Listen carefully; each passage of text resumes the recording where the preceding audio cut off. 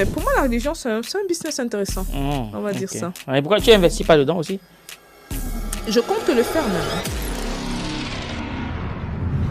C'est vrai que j'ai quitté l'Afrique, j'étais une petite aliénée, mais je dois avouer que j'ai toujours eu un attachement par rapport à mon continent parce que j'ai toujours su qu'il y a quelque chose, je dirais pas de caché, mais j'ai toujours su qu'il y a une histoire qu'on ne nous a pas dit. Il y avait trop de contradictions. Oui. Dans ce qu'on nous disait, on dit oui, on nous a tous créés égaux, mais tu vois l'Afrique en arrière, tu te demandes mais ça n'a pas marché, ou il y a une partie de l'histoire que tu as sautée. On te dit que l'Afrique c'est le berceau de l'humanité, tu regardes l'historicité, oui, quoi, 3 millions d'années, on a quoi, plus de 400 000 ans traçables d'histoire, mais notre histoire commence bizarrement quand le blanc arrive, donc il y a un problème.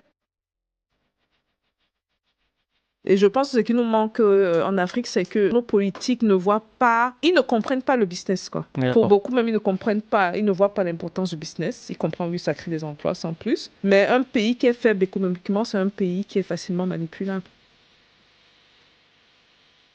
On va un peu entrer dans un peu de géopolitique parce que très souvent, on va se rendre compte que l'image que les médias renvoient de l'Afrique, c'est pas positif. Oui, d'accord. Bon, quels médias? Les médias occidentaux, très souvent. Alors que ces médias occidentaux, quand il y a un problème dans un coin de leur pays, ils ne généralisent pas.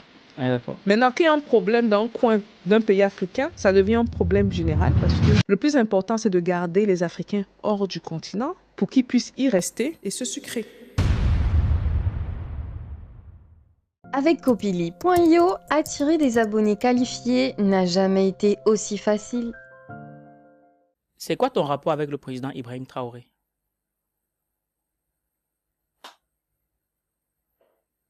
Valère, c'est quoi ces questions-là? Ben tu es sur le podcast de l'écrivain. Ça, c'est très grave. Hein? C'est très, très grave.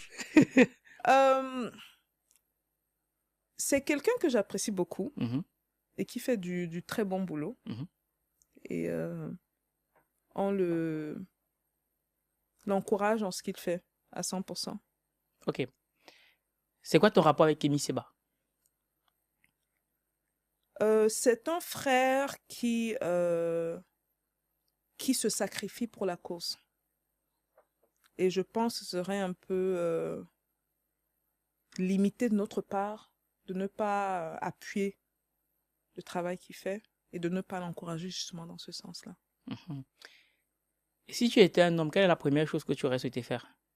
Si j'étais un homme. Mm-hmm. Un homme? Un homme avec petit H.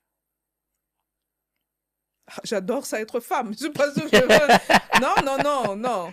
Ce serait me punir de me rendre homme. Je sais pas, j'ai jamais pensé à ça. Mais c'est le moment. J'adore être une femme. Et puis, si j'étais un homme, aller aux toilettes, peut-être essayer